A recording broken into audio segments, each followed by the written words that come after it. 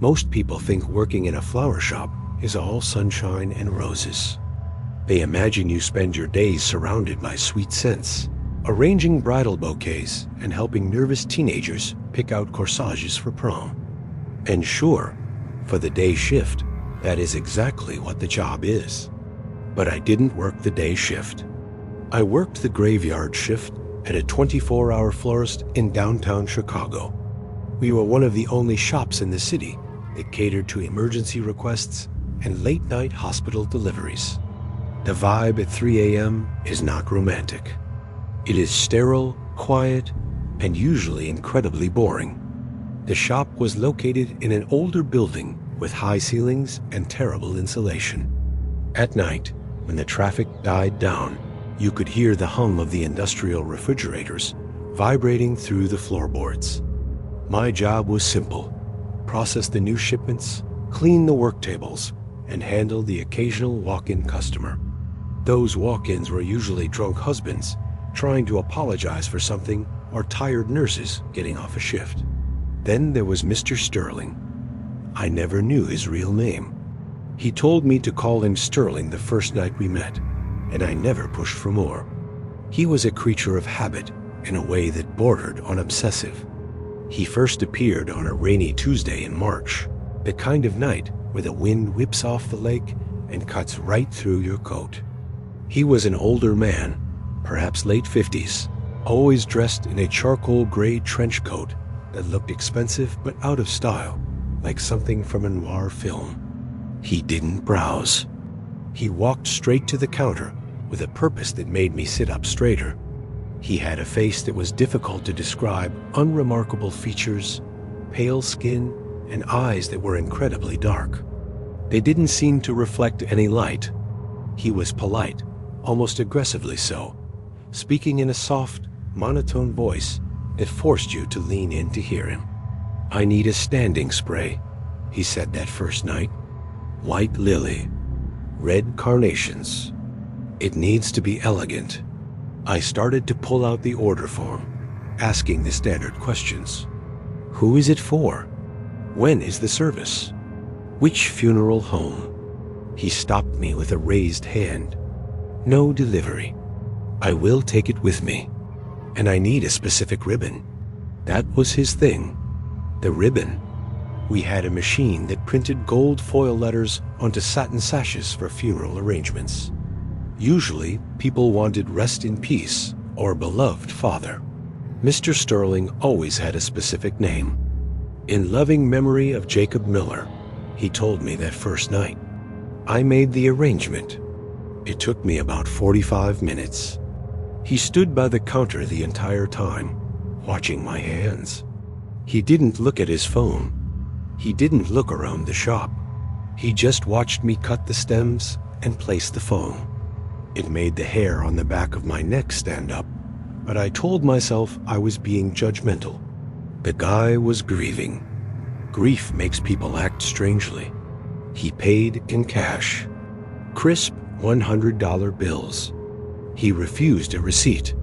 He took the massive arrangement, which was nearly as big as he was, and walked out into the rain. I didn't think much of it until the following week. It was Tuesday again. 2 a.m. exact. The bell above the door chimed, and there was Mr. Sterling. Same coat. Same blank expression. "A wreath this time," he said. "Blue hydrangeas. White roses. The sash should read, 'Gone too soon, Sarah Jenkins.'" I made the wreath. He paid cash. He left. This pattern continued for 2 months. Every Tuesday, he would come in and order a high-end funeral piece for a different person. Jacob Miller, Sarah Jenkins, Robert Thorne, Emily Vance. I assumed he was part of a very large, very unlucky family, or perhaps he was a personal assistant for a wealthy eccentric who had a lot of friends passing away. The turning point happened on a slow Thursday night. I was sitting behind the counter, scrolling through news articles on my phone to pass the time. A headline caught my eye: "Local teacher on a lift in hit and run." I clicked it out of idle curiosity. The victim's name was Sarah Jenkins. My stomach dropped. I remembered that name. I had printed it on a blue satin sash just 2 weeks prior. I read the article closely. The accident had happened the night before, on a Wednesday. But Mr. Sterling had ordered the flowers on Tuesday. I tried to rationalize it. It had to be a coincidence. Sarah Jenkins is a common name. There must be thousands of them. But the seed of doubt had been planted. I started keeping a log. I wrote down every name Mr. Sterling gave me. When he came in the following Tuesday and ordered a cross made of white mums for Michael O'Connor, I went home and set a Google alert for that name. Wednesday came and went. Nothing. Thursday morning, my phone buzzed. Construction accident claims life of downtown architect Michael O'Connor. The time of death was listed as Wednesday evening, 24 hours after Sterling picked up the flowers. The rune spun. This wasn't a coincidence. It was a schedule. He wasn't buying flowers for funerals that had already been planned. He was buying them for people who were still alive. I should have gone to the police right then. I know that. But imagine walking into a precinct and saying, "A nice old man buys flowers," and then people unalive. They would have laughed me out of the room. I needed something concrete. I needed to know where he was taking the flowers. The fear began to rot my insides. I dreaded Tuesday nights. I considered quitting, but I needed the money, and a morbid curiosity had taken root in my mind. I had to know what he was doing. The next Tuesday, he arrived on schedule. He looked different this time. He seemed energized, his movements sharper. "A heart," he said. "Red roses. Bleeding hearts in the center."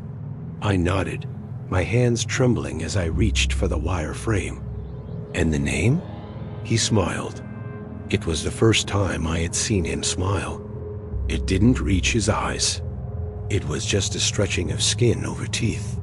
"Rest in peace, Detective James Halloway." My blood ran cold. I knew that name. Halloway was a fairly prominent figure in the local police department.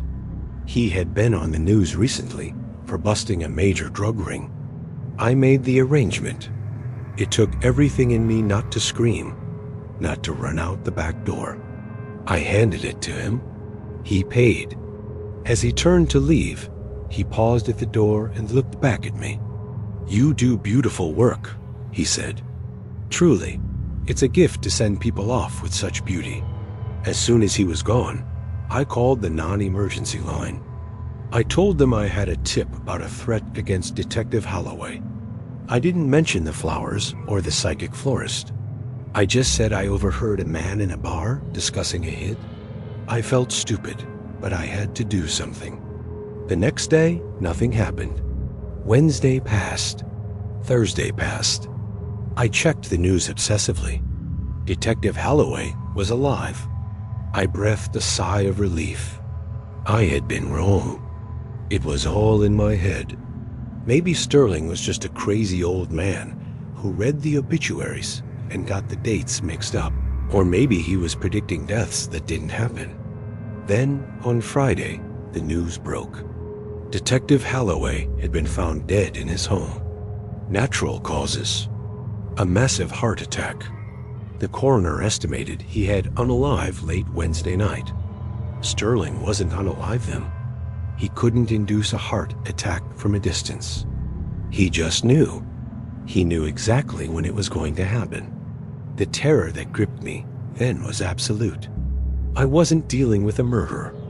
I was dealing with something else entirely. I decided to quit. I wrote my resignation letter that Sunday. I planned to give it to my manager on Monday morning. I would never work a Tuesday night again. But I had one shift left to finish. Sunday night, I was alone in the shop. It was storming outside, thunder rattling the large plate glass windows. At 2 a.m., the door chime rang. I froze. It wasn't Tuesday. He never came on Sundays. I looked up And there he was. He wasn't wearing his trench coat. He was wearing a black suit, immaculate and pressed. He looked solemn. "Mr. Sterling," I stammered. "I wasn't expecting you." "Plans change?" he said softly. He walked to the counter, placing his hands on the cool marble. "I have a very special order tonight. A rush order." "Okay," I said, my voice barely a whisper. "What do you need?" "A casket spray. The largest you have. White lily, white roses, baby's breath. Pure white, innocent." I nodded, moving automatically to grab the supplies. I just wanted him out of there. I wanted him gone so I could lock the doors and never come back. "And the ribbon?" I asked, standing by the printing machine. He looked at me. For a long time, he didn't speak. The silence stretched, heavy and suffocating. The hum of the refrigerators seemed to get louder. "In loving memory," he began, his voice dropping to a whisper, "of Maya." My hands stopped. The air left my lungs. Maya, that is my name. I stared at the machine, unable to move. I didn't wear a name tag. I had never told him my name. I slowly looked up at him. He was watching me with that same blank, dark expression. "Is there a problem, dear?" he asked. My voice failed me. I cleared my throat. "Who is Maya?" "A lovely girl," he said. "Very attentive. Works hard. But her time has come." I backed away from the counter. "I can't make this." "You have to," he said, his voice hardening. "The order has been placed. The transaction is complete. Get out," I whispered. Then louder, "Get out." He didn't move. He just reached into his pocket. I thought he was going for a weapon. I grabbed the floral shears from the counter, holding them up like a dagger. He pulled out a wad of cash and placed it on the counter. "Tuesday," he said. "Midnight." Then he turned and walked out into the storm. I didn't wait. I grabbed my keys and my purse. I locked the front door and ran out the back. I drove until I was 3 towns over. I called my boss and told him I quit, effective immediately. I didn't give a reason. That was 4 days ago. Today is Tuesday. I am sitting in a motel room in Indiana. I have the deadbolt locked.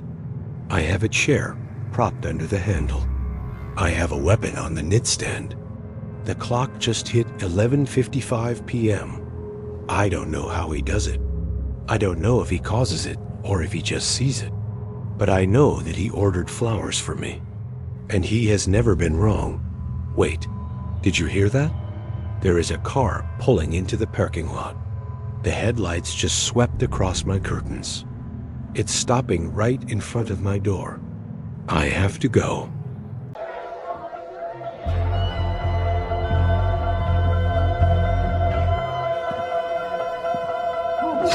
I have worked as a delivery driver for various companies over the years. But the strangest job I ever had was for a wholesale florist called Petals and Thorns in rural Ohio. We serviced funeral homes, weddings, and high-end private events. My boss, Gary, was a man who didn't ask questions as long as the check cleared. That attitude is probably why I ended up in the situation I did. It was late October, the kind of day where the sky is a flat, bruised purple, and the wind strips the last of the leaves from the trees. We were closing up shop when a rush order came in. It was huge. The Eternal Slumber package. That meant a casket blanket, 4 standing sprays, 2 wreaths, and loose petals. The price tag was astronomical. "Where is it going?" I asked, looking at the sheer volume of flowers. Gary handed me the clipboard. Private residence. Old Creek Road. It's way out in the sticks. Some guy wants a home wake for his wife. Says the funeral homes are too impersonal. I knew Old Creek Road. It was a stretch of asphalt that wound through dense, unmaintained woods. There were no streetlights, and the houses were miles apart.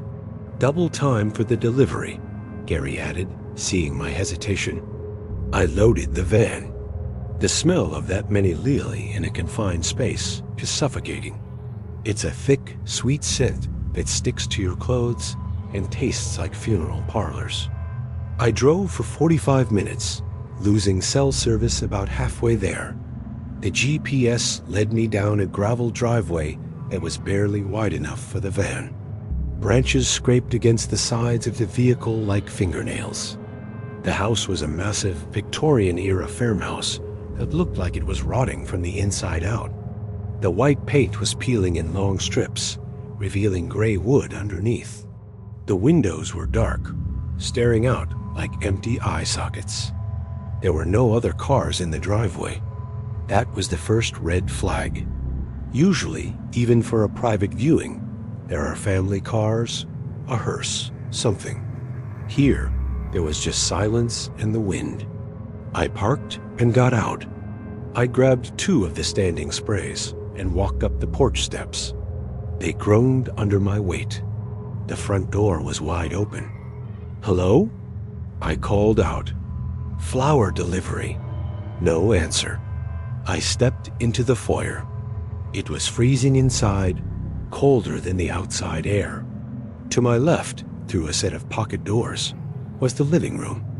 I stopped dead in my tracks. The room had been transformed into a chapel. There were rows of folding wooden chairs set up facing the far wall, and the chairs were full. There must have been 20 people sitting there, but they were completely silent. I squinted in the dim light coming from the hallway. They weren't people. They were mannequins. They were old department store mannequins with chipped paint and disjointed limbs. They were dressed in what looked like vintage clothing suits from the 70s, lace dresses that were yellow with age. Some of them were missing hands. One was missing a wig, its bald plastic head reflecting the hallway light. They were all positioned to look toward the front of the room, where a polished mahogany casket sat on a stand. A chill that had nothing to do with the temperature went down my spine. This was the creepiest thing I had ever seen. But I had a job to do. I just wanted to drop the flowers and leave. "Is anyone here?" I called again, my voice cracking slightly. "In here." The voice came from the front of the room, near the casket. A man stood up from a rocking chair I hadn't noticed in the shadows. He was tall, gaunt, and wearing a tuxedo that was 2 sizes too big for him. He looked like he hadn't slept in a week. I have the flowers," I stammered. "Bring them in," he said. His voice was flat, emotionless. "Set them around her. Make it beautiful." I nodded and went back to the van. I moved as fast as I could. Every time I walked down the aisle between the mannequins, I felt like they were watching me. I expected one of them to turn its head. I expected a plastic hand to reach out and grab my leg. I brought in the sprays, the wreaths, the petals. The man just watched me. He didn't offer to help. He stood by the casket, stroking the wood. Finally, I had to bring in the casket blanket. This is the heavy arrangement that lays on top of the closed part of the lid. I walked up to the front. The casket was open. I tried not to look. I really did. But you can't help it. There was a woman inside. She was young, maybe mid-20s. She was beautiful, but in that waxy, uncanny way of the dead. She was wearing a white wedding dress. Her hands were crossed over her chest. "She's lovely," I muttered, just trying to be polite so I could get the signature and leave. "She is perfect," the man whispered. "My perfect bride." I lifted the heavy floral blanket. It was dripping wet from the oasis foam. As I leaned over the casket to position it on the lower lid, a single drop of cold water fell from a rose petal. It landed directly on the woman's eyelid. She flinched. I froze. I thought my mind was playing tricks on me. Dead bodies have muscle spasms. I knew that. It was just a reflex. But then her eye opened. It didn't just drift open. It snapped open. The pupil was blown wide with terror. It darted frantically from side to side before locking onto my face. She wasn't dead. I looked at her chest. It was rising and falling in tiny, shallow hitches. I looked at her mouth. Her lips were pressed together tightly. I looked closer. There were tiny, black stitches passing through her lips. Her mouth had been sewn shut. She let out a sound.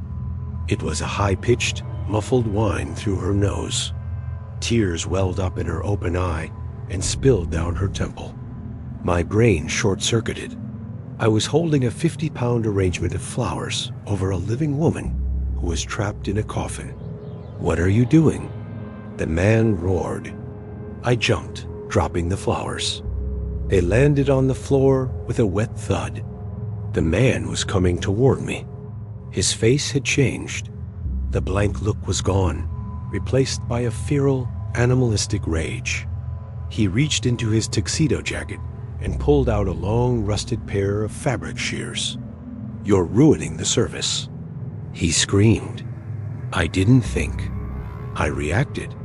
I grabbed the heavy metal stand that held one of the wreaths and swung it like a baseball bat. It connected with his shoulder with a sickening crunch. He howled and stumbled back, tripping over the legs of a mannequin. The mannequin fell, taking the next one down with it like dominoes. The room filled with the clatter of hollow plastic bodies hitting the floor. I turned to the casket. "I'm going to get help." I shouted at her. I couldn't lift her out. He was already scrambling back to his feet. I ran. I sprinted down the aisle, dodging the fallen mannequins. I heard him scrambling behind me, his boots thudding on the hardwood. "You can't leave," he shrieked. "The guests are watching." I burst out the front door and cleared the porch steps in one leap. I fumbled for my keys as I ran to the van. I could hear him crashing through the foyer. I dove into the driver's seat and locked the doors just as he slammed against the window. He stabbed the glass with the shears. Crack. A spiderweb fracture appeared inches from my face. He stabbed again. Crack. I jammed the key in the ignition and floored it. The van fishtailed in the gravel, spraying stones everywhere. I didn't look back. I drove 70 miles an hour down that winding dirt road, bouncing off the ruts, praying I wouldn't hit a tree. I didn't stop until I reached the state highway. I pulled into a gas station and called 911. I was hyperventilating so hard I could barely speak. The police swarmed the farmhouse. They found the girl. She was alive, but barely. She had been drugged with a paralytic agent that slowed her heart rate. The man was her stepfather. He had become obsessed with her. He wanted to keep her forever, preserved, perfect. He had been rehearsing the funeral for days with the mannequins because he wanted it to be flawless before he actually unalive her. He had sewn her mouth shut so she couldn't scream when the drugs wore off. I quit the floral business. I work in a call center now. A nice, bright, crowded office. But sometimes, when it's quiet, I can still smell the lily. And I can't be around dolls. Any kind of doll. If I see a mannequin in a store window, I have to cross the street. Because I know that sometimes the things that look fake are real, and the things that look dead are just waiting for you to notice them.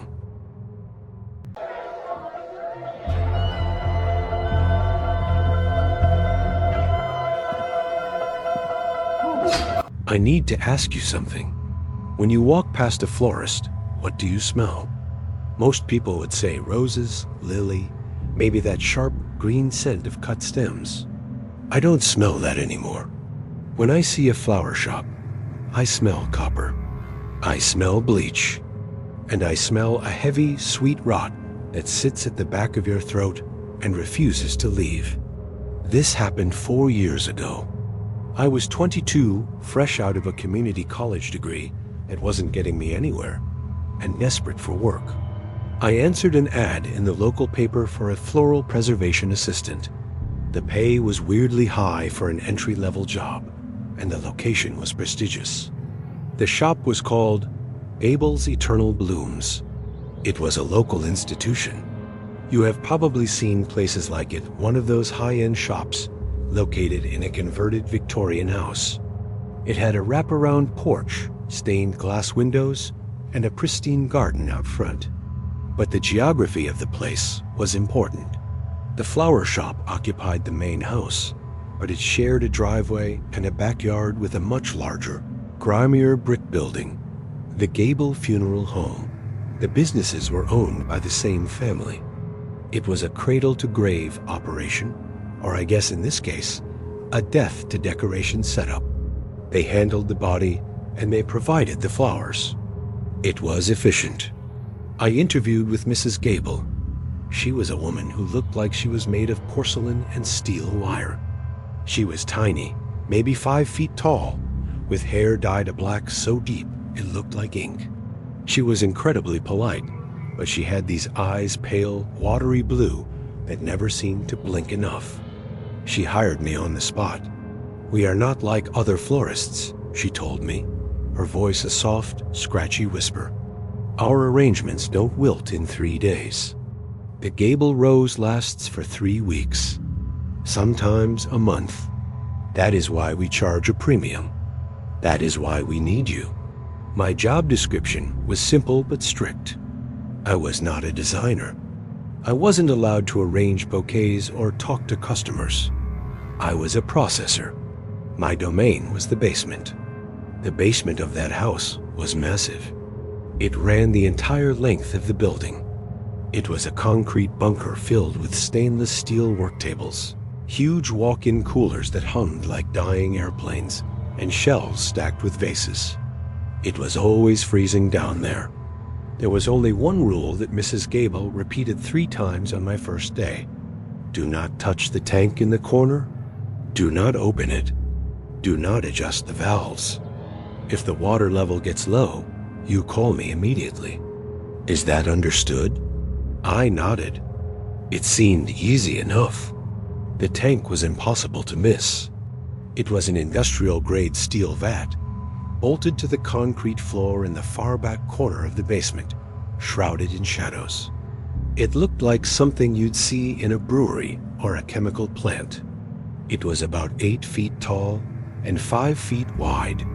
Thick, insulated pipes ran out of the top of it, snaking along the ceiling and disappearing through the thick brick wall that separated our basement from the funeral home's foundation. For the first 3 months, everything was normal.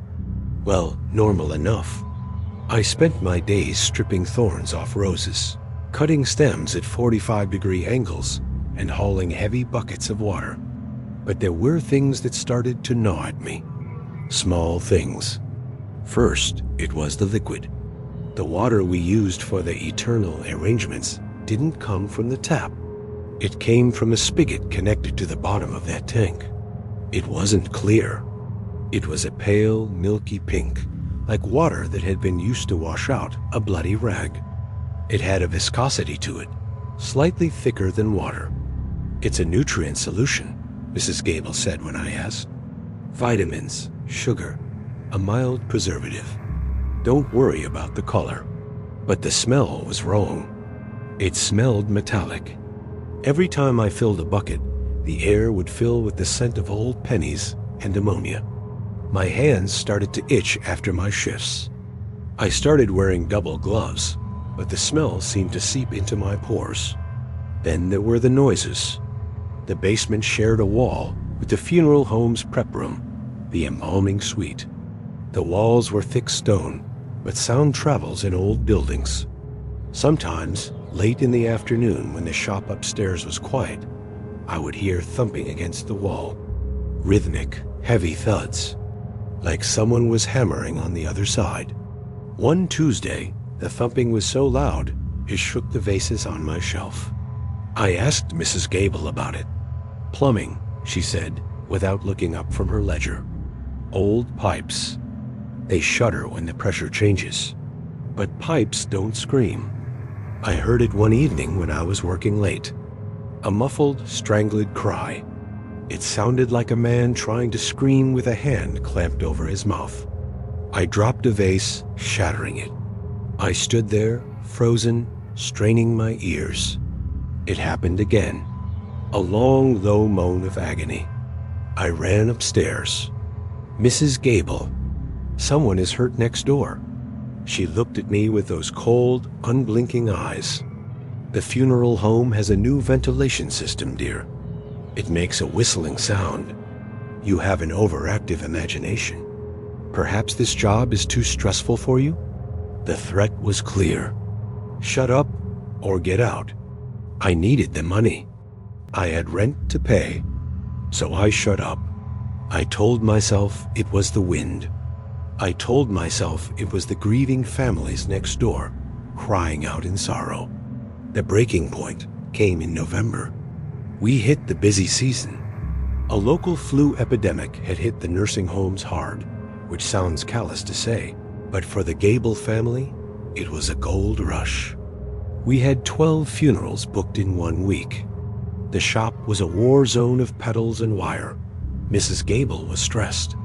She was running back and forth between the funeral home and the flower shop, her face tight with exhaustion. On a Thursday night, around 7 p.m., a rush order came in. A massive standing spray for a prominent judge who had died suddenly. They needed it by 6 a.m. the next morning. I have to meet with the family, Mrs. Gable told me, throwing on her coat. You stay. You finish the prep. I need 50 buckets of the solution ready for the designers when they come in at dawn. Do not leave until every bucket is full. She left, locking the front door behind her. I was alone in the basement. I turned on my music to drown out the creepy silence and got to work. Bucket after bucket. Turn the spigot, fill the pail with pink water, haul it to the cooler. Around 9 p.m., the flow from the spigot started to sputter. It choked, hissed, and then slowed to a trickle. I tapped the gauge. The tank was empty, or at least the pressure was gone. I swore loudly. I still had 20 buckets to fill.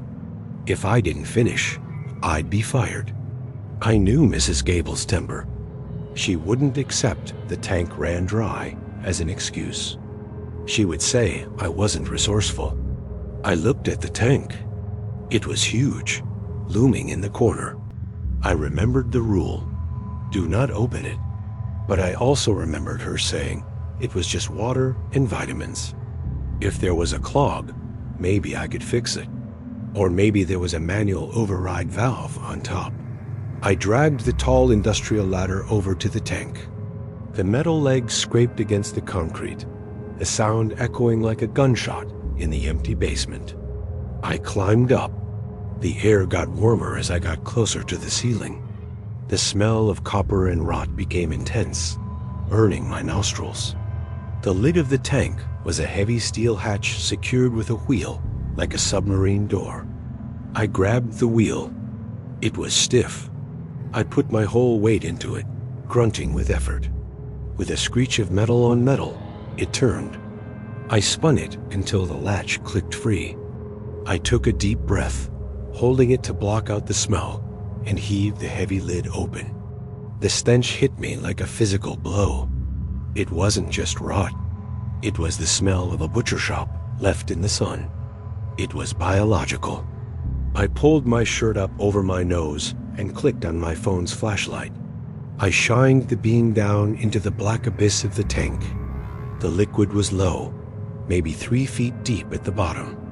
It was thick, bubbling slightly. But it wasn't the liquid that made me scream. Floating in the sludge were shapes. At first, my brain tried to make sense of them. I thought they were oversized ginger roots, or maybe potatoes that Mrs. Gable used for starch. Then the liquid rippled. Something moved. I leaned in further, my heart hammering against my ribs so hard I thought it would crack them. The beam of light landed on a face. It was a human face, but it was wrong. It was gray, the skin sloughing off in wet sheets. The eyes were gone, the sockets filled with thick black stitches. The mouth was sewn shut with heavy fishing line. But the worst part was the growth. Thick green plant stems were erupting from the skin. They weren't just laying on top. They were growing out of the flesh. A rosebush stem, thick with thorns, spiraled out of the man's neck, diving back into his chest cavity like a parasite. I realized with a jolt of nausea that these weren't corpses dunked in acid. This was a garden. Mrs. Gable wasn't using a chemical mixture. She was using people as soil. I watched, paralyzed with horror, as the thing in the tank shifted. It wasn't dead. The head turned. The neck muscles, visible beneath the peeling skin, contracted. A low, wet gurgle bubbled up from the sewn-shut lips. The man, or what was left of him, raised a hand out of the pink sludge. The fingers were gone, replaced by budding orchid bulbs that had been grafted onto the bone. He reached toward the light. He was begging. I scrambled backward, my foot slipping on the rung of the ladder. I dropped my phone. It tumbled down, bouncing off the rim of the tank and splashing into the pink nightmare below. The light from the phone, now submerged, illuminated the tank from within.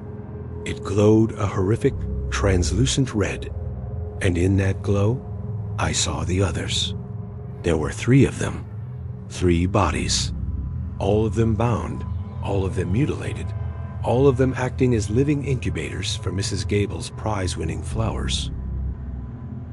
I heard a sound that froze my blood. The basement door at the top of the stairs opened. Alex? It was Mrs. Gable. Her voice wasn't sweet anymore. It was sharp, suspicious. She must have seen my car still in the lot. I was trapped on top of the ladder. If she came down and saw the tank open, I was dead. I knew that with absolute certainty. I would be the next plot of soil. I didn't think. I slid down the side of the ladder, ignoring the rungs, burning the skin off my palms. I hit the floor and scrambled into the shadows behind a stack of unused cardboard boxes. Mrs. Gable's heels clicked on the concrete stairs. Click, click. Alex? I know you're down here. She walked into the center of the room. She looked around. She saw the ladder positioned against the tank. She didn't scream. She didn't panic. She just sighed. A heavy, disappointed sigh. Curiosity, she muttered to herself. It's such a wasteful trait. She walked over to the workbench and picked up a pair of heavy-duty floral shears. The blades were long and serrated, designed to cut through thick woody stems. You've seen the garden, she said, raising her voice slightly. She was speaking to the room, knowing I was there. It's beautiful, isn't it? The synthesis of life and beauty. Humans are so useless on their own, but give them a purpose. Give them a seed, and they become eternal. She began to walk through the aisles of shelving, snapping the shears. Snip, snip, snip. I need a new host for the hydrangeas, she crooned. The current one is failing. He doesn't have the stamina. But you're young. You have strong blood. I was crouched behind a pallet of peat moss, shaking so hard my teeth were chattering. I looked around for a weapon. Nothing but cardboard and plastic vases. I saw the service door, the one that led to the tunnel, connecting to the funeral home. It was about 30 feet away. Mrs. Gable was turning the corner of my aisle. I could see her shadow stretching out on the floor. She was holding the shears like a dagger. I bolted. I exploded from my hiding spot and sprinted for the service door. Stop, she shrieked. It wasn't a human sound. It was the shriek of a raptor. I hit the door with my shoulder. It was unlocked. I tumbled into the dark stone corridor, that ran between the buildings. I didn't stop. I ran toward the funeral home basement. I burst into the prep room. There was a body on the table, a regular corpse, fully dead, but I ignored it. I scrambled up the stairs to the main floor of the funeral home. I burst out the front doors of the funeral parlor, triggering the silent alarm. I didn't care. I ran into the street, screaming for help. I ran until my lungs burned. I ran all the way to the 24-hour gas station down the block and locked myself in the bathroom. The attendant called the police because I was hysterical and covered in gray dust from the basement floor. When the police arrived at Gable's Eternal Blooms, Mrs. Gable was gone. She had fled, but they found the tank. The report that came out later was redacted heavily, but I know a guy in the department. He told me what they found. The people in the tank were drifters, homeless men and runaways that Mrs. Gable and her son, the funeral director, had abducted. They weren't just floating in there. They were on life support. Tubes ran from the funeral home wall into the tank, feeding them oxygen and nutrients, keeping them in a medically induced coma while the plants took root in their nervous systems. The man I saw? He had been in there for 6 months. The roots of the rose bush had grown into his lungs. He was breathing for the plant. They never found Mrs. Gable. The police think she skipped town, maybe moved to another state to set up shop again. I moved across the country. I live in Arizona now. I work in IT. I stay inside as much as I can. But sometimes, when I'm at the grocery store, I'll walk past the floral section, and I'll see a rose. A really deep, vibrant red rose. A rose that looks too perfect, too alive. And I'll freeze, because I look at the stem, and I swear I can see a pulse. I can see the tiny, rhythmic throb of a vein underneath the green skin. And I wonder if somewhere out there, Mrs. Gable is starting a new garden. And I wonder whose blood is feeding the roses this time. So if you buy flowers for a funeral, and they last a little too long, if they stay fresh for weeks while everything else dies, do me a favor, don't smell them. And definitely don't look too closely at the stems. You might not like what you find growing inside. And that's all for tonight. Remember, the most terrifying monsters are the ones that look just like us. The ones who might even live right next door. If these stories serve as a good reminder to trust your instincts, then show your support and like and subscribe. Hitting that bell means you'll get a warning before the next nightmare begins.